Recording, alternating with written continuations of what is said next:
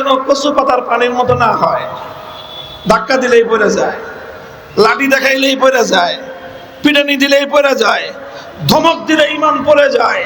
এমন কচু পাতার ইমান দিয়ে দুনিয়াতেই চলা যায় না, মেয়ে কবর হাসর পুলসিরাত পার হবেন কেমনে? এই জন্য ইমান লাগবে, দৃঢ় ইমান, মজবুত ইমান, কাট্টা ইমান, সাচ্চা ইমান প্রয়োজন। আমার আল্লাহ পাক রব্বুল আলামিন অত্যন্ত গুরুত্বপূর্ণ একটি ইমানি সিফাত, একটি ইমানি বৈশিষ্ট্য হাসিল করার জন্য মানব জাতিকে আল্লাহ পাক উদ্বুদ্ধ করেছেন, তারগিব দিয়েছেন।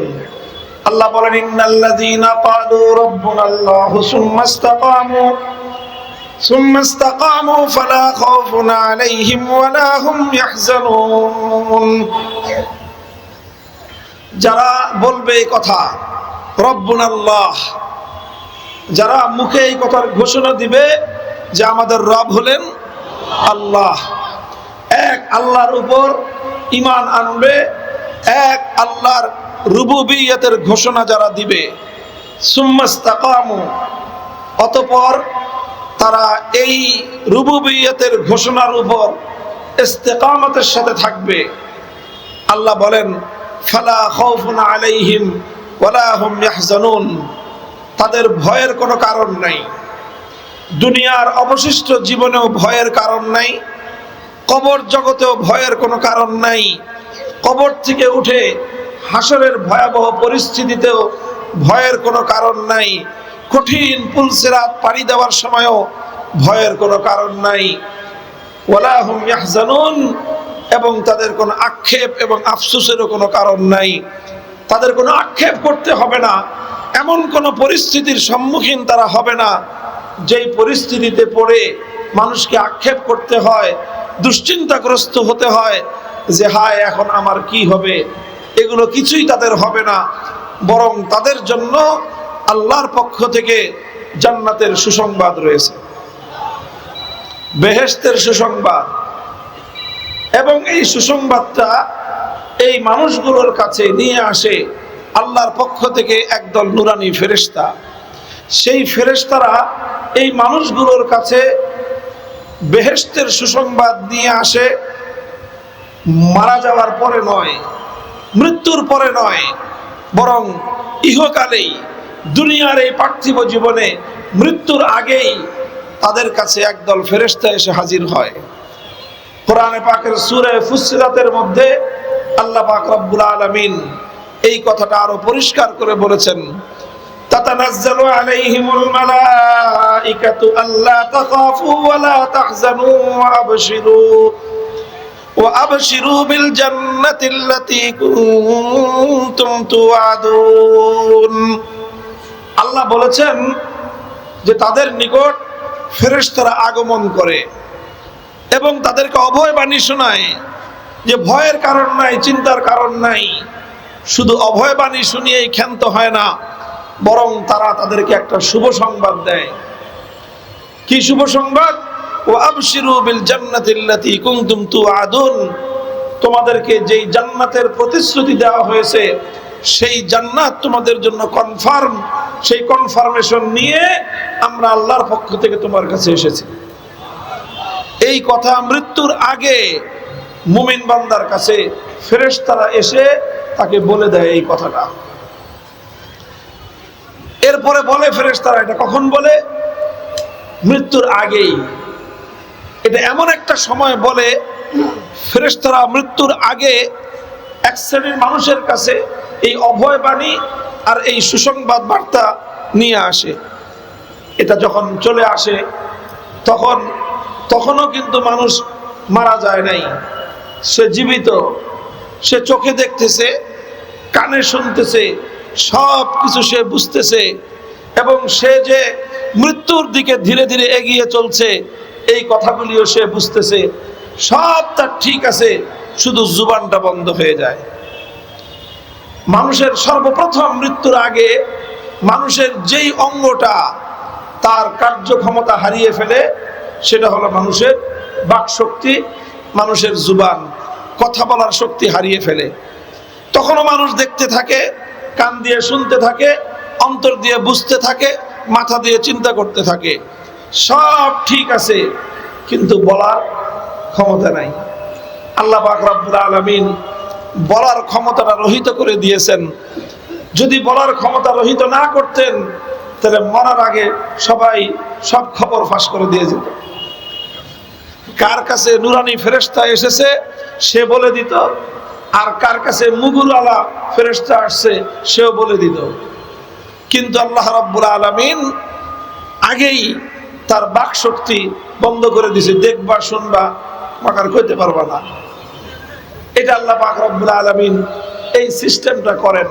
এই জন্য দেখবেন মৃত্যুর আগে মানুষের অনেকের মধ্যেই আলামত প্রকাশ পায়। কারো চেহারার মধ্যে আনন্দ উল্লাসের একটা ছাপ ফুটে ওঠে, কারো চেহারার মধ্যে ভীতি এবং আতঙ্কের ভাব ফুটে ওঠে।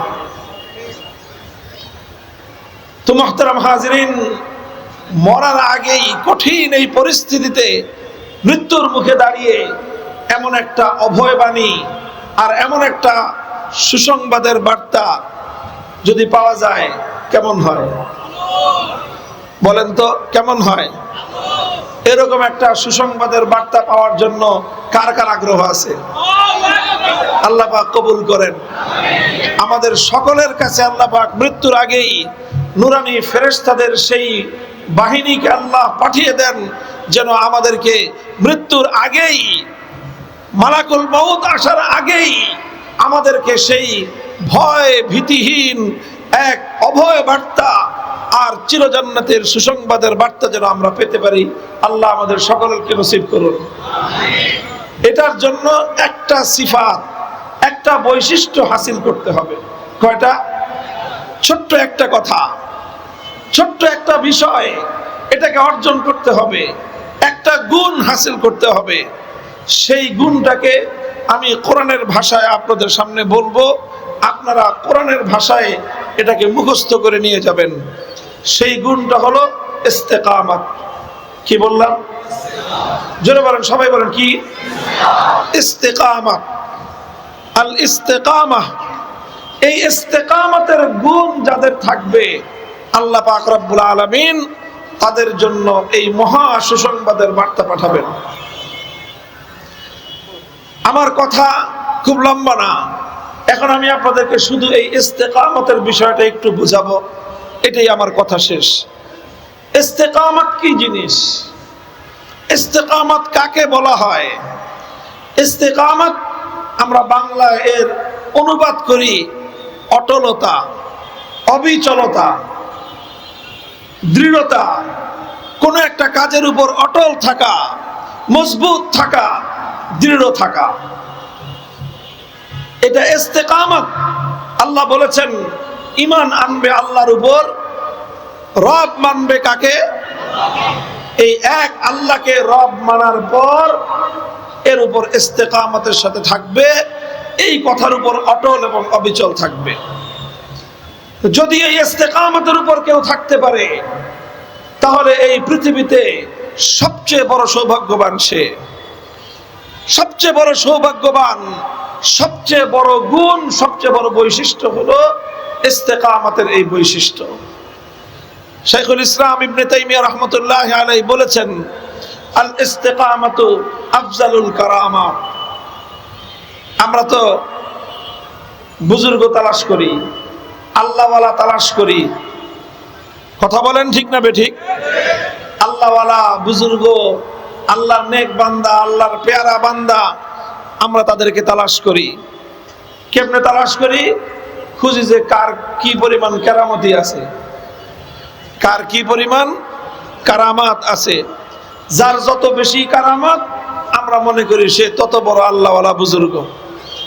শাইখুল ইসলাম ইবনে তাইমিয়া রাহমাতুল্লাহি আলাইহি বলেন, যদি তোমার কাছে হাজারো কারামত থাকে, অন্য এক বর্ণনা আছে আল ইস্তেকামাতু ফাওকা আলফি কারামাতিন, 1000 কারামত যদি কারো থাকে তাহলে এটা তার জন্য যতটা সৌভাগ্যের বিষয়। 1000 কারামতের দ্বারা একজন মানুষ আল্লাহর যত বেশি প্রিয় সাব্যস্ত হয়, তার চেয়েও বেশি আল্লাহর নৈকট্য প্রাপ্ত হয় একজন মানুষ যদি ইস্তেকামতের সাথে ঈমানের উপর যদি সে অটল থাকতে পারে। ঈমানের সাথে অটল বুঝেন না? এই যে কচু পাতা চিনেন? কচু পাতার উপর পানি, কচু পাতার উপর যদি পানি থাকে এটা কি অটল থাকে? অবিচল থাকে? একটু বাতাস আসলে কচু গাছটা যদি নড়ে উঠে, ফট করে কচু পাতার উপর থেকে পানিটা পড়ে যায়। কচু পাতার উপর থেকে পানি পড়ে গেলে কচু পাতার সাথে পানির কিছু অংশই আর অবশিষ্ট থাকে না। কচু পাতার উপর থেকে পানি যেমন পড়ে যায়, ঈমানদাররা যখন ঈমান গ্রহণ করে সেই ঈমানটা তার কাছে তার অন্তরের মধ্যে কচু পাতার পানির মতো টলটলায়মান থাকে। যখন সেই মুমিন ইস্তেকামতের বৈশিষ্ট্য হাসিল করে, অর্জন করে, তখন সেই ঈমান তার অন্তরের মধ্যে প্রবিষ্ট হয়ে যায়, এটা আর তার অন্তর থেকে বের হয় না।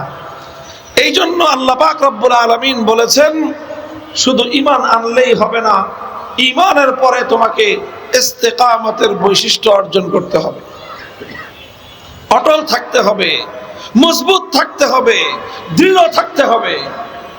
হযরত সুফিয়ান সাওরী রাহমাতুল্লাহি আলাইহি অনেক বড় একজন তাবেঈ, ইমামে আজম আবু হানিফা রাহমাতুল্লাহি আলাইহির সমকালীন, তিনি অনেক বড় মুহাদ্দিস এবং অনেক বড় ফকিহ। তার একটা কথা উক্তি, এটা জগৎ বিখ্যাত। তিনি বলেন, আল ইস্তিকামাতু ফিদ দুনিয়া কাল মুরুরি আলাস সিরাতি ফিল আখিরাহ।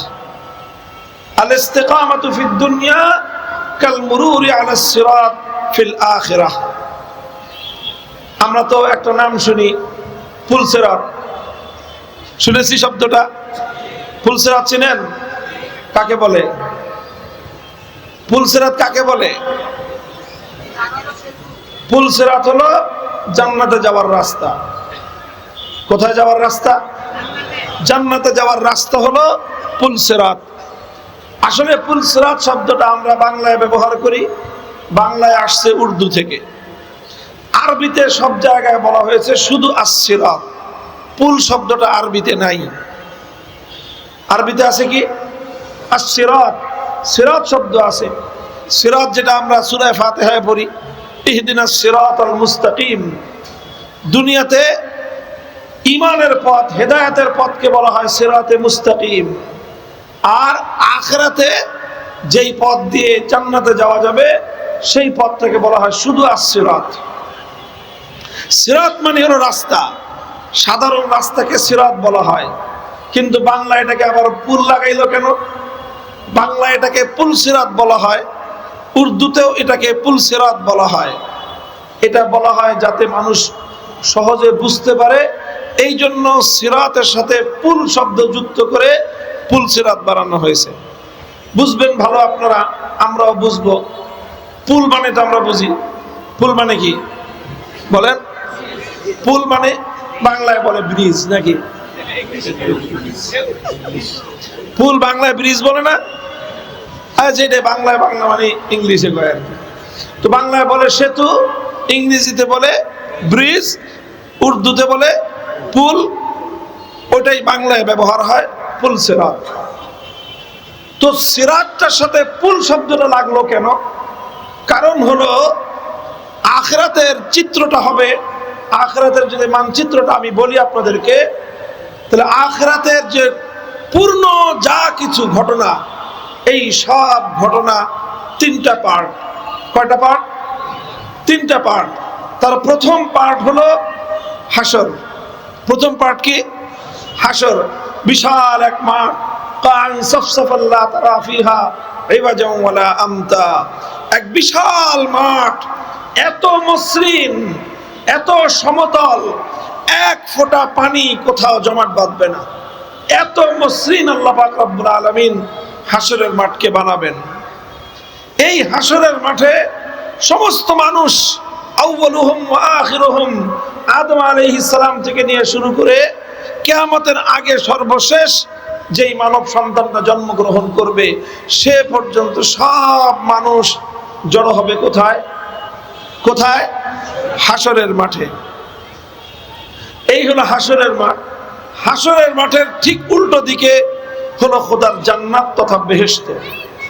আমরা সব মানুষ হাসরের মাঠে জমায়েত হব। টার্গেট কোথায়? টার্গেট কোথায়? বেহেশতে যাওয়া।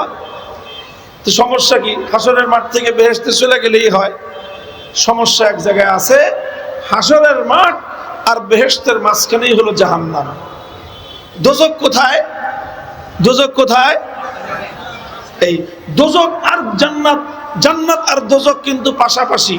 আল্লাহ পাক হাসরের মাঠটাকে জান্নাতের সাথে না রেখা এটাকে রাখছেন কোথায়? দোজখের সাথে। মাঝখানে রাখছেন দোজখকে, ওই পারে হলো জান্নাত, এই পারে হলো হাসরের মাঠ।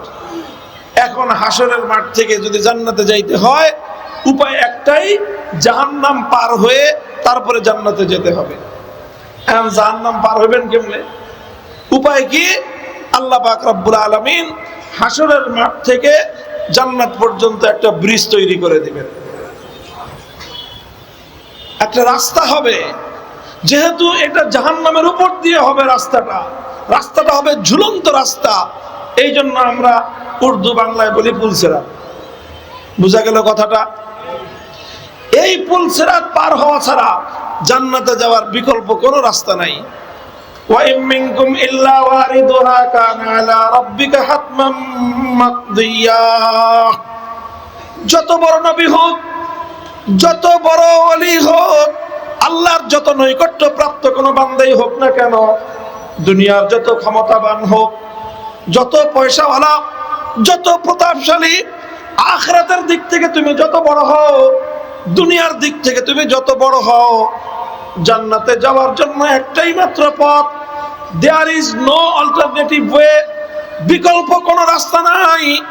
তোমাকে হাসরের মাঠ থেকে পুলসিরাত পাড়ি দিয়েই খোদার জান্নাতে যাওয়া লাগবে, ভিন্ন কোনো রাস্তা নাই। এই জন্য পুলসিরাতটার খুব গুরুত্ব আছে, আছে না নাই? এটা হলো সর্বশেষ ঘাঁটি, এবং এখানে গিয়েই 999 জন মানুষ ফেল করবে। হাজারে 999 জন মানুষ কি করবে?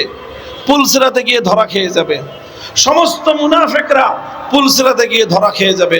সমস্ত কাফের বেঈমান পুলসিরাতে গিয়ে ধরা খেয়ে যাবে। খুব কঠিন জায়গা। সুফিয়ান সাউরি রাহমাতুল্লাহ আলাইহি বলতেছেন, আল ইস্তিকামাতু ফিদ দুনিয়া কাল মুরুরি আলাস সিরাতি ফিল আখিরাহ। কেউ যদি আখিরাতে পুলসিরাত পার হতে চায়, তাহলে তার জন্য রাস্তা হলো দুনিয়াতে যেন সে ইস্তিকামতের উপর থাকে। যে ব্যক্তি দুনিয়াতে ইস্তিকামতের উপর থাকবে, সে যেন আখিরাতে পুলসিরাত পার হলো। যে ব্যক্তি আখিরাতে পুলসিরাত পার হতে চায়, সে যেন দুনিয়াতে ইস্তিকামতের সঙ্গে থাকে। ভাই, আমি ইস্তিকামতের গুরুত্ব বুঝাইলাম, আমি জানি না আপনাদেরকে বুঝাইতে পারছি কিনা। ইস্তিকামতের গুরুত্ব বুঝেছেন? হ্যাঁ, আল্লাহ পাক সকলকে বুঝবার তৌফিক দান করেন। ইস্তিকামত সহজ ভাষায় কি বললাম? অটল থাকা, অবিচল থাকা। কিসের উপর? ঈমানের উপর। এক সাহাবী এসে আল্লাহর নবীকে বললেন, হে নবী, আমি এত কিছু বুঝি না, আমার মাথা এত কিছু ধরে না, এত কিছু শুনতে পারব না, মুখস্থ করতে পারবো না, এত বেশি কথা আমার মনে থাকে না। আপনি আমাকে একটা কথা বলবেন, লা আসআলু আনহু আহাদাম বাদাক। এই আমাকে এমন একটা কথা বলবেন যেন আমাকে আর কারো কাছে গিয়ে কোনো কিছু জিজ্ঞাসা করতে না হয়। এক কথা বলবেন, ওই এক কথা দিয়ে আমি জান্নাতে যেতে চাই। বুঝছেন কথাটা? চালাক মানুষ। এত পেশাল পারবেন না, লম্বা কথা বলবেন না, কথা কইবেন একটা, যাবো কোথায়? জান্নাত। হুজুর সাল্লাল্লাহু আলাইহি ওয়াসাল্লাম দেখলেন যে আরে তো যেন তেন কথা বললে হবে না, এক কথা দিয়ে দুনিয়া থেকে ফাল পাইরা বেহেশতে যেতে চায়। আল্লাহর নবী বললেন, ঠিক আছে, তোমার জন্য আমার কাছে সমাধান আছে। আল্লাহর নবী বললেন, কুল আমানতু বিল্লাহি সুম্মা ইসতাকিম। কুল আমানতু বিল্লাহি সুম্মা ইসতাকিম। তুমি ঈমান আনো আর ইস্তিকামতের সাথে থাকো, জান্নাতের ওই পারে যাবে গামিয়া ইনশাআল্লাহ। কুল আমানতু বিল্লাহি সুম্মা ইসতাকিম। তুমি ঈমান আনো, ঈমানকে গ্রহণ করো, হৃদয়ের গভীরে ঈমানকে স্থান দাও, হৃদয়ের গহীনে ঈমানকে স্থান দাও, সুম্মাস্তাকিম, অতঃপর তোমার কাজ হলো ঈমানকে হৃদয়ে গহীনে স্থান দেওয়ার পর মৃত্যুর আগ মুহূর্ত পর্যন্ত ইস্তেকামতকে তুমি অটলভাবে ধরে রাখো। ইস্তেকামতের সাথে থাকতে হবে। রাজি আছি তো ইনশাআল্লাহ?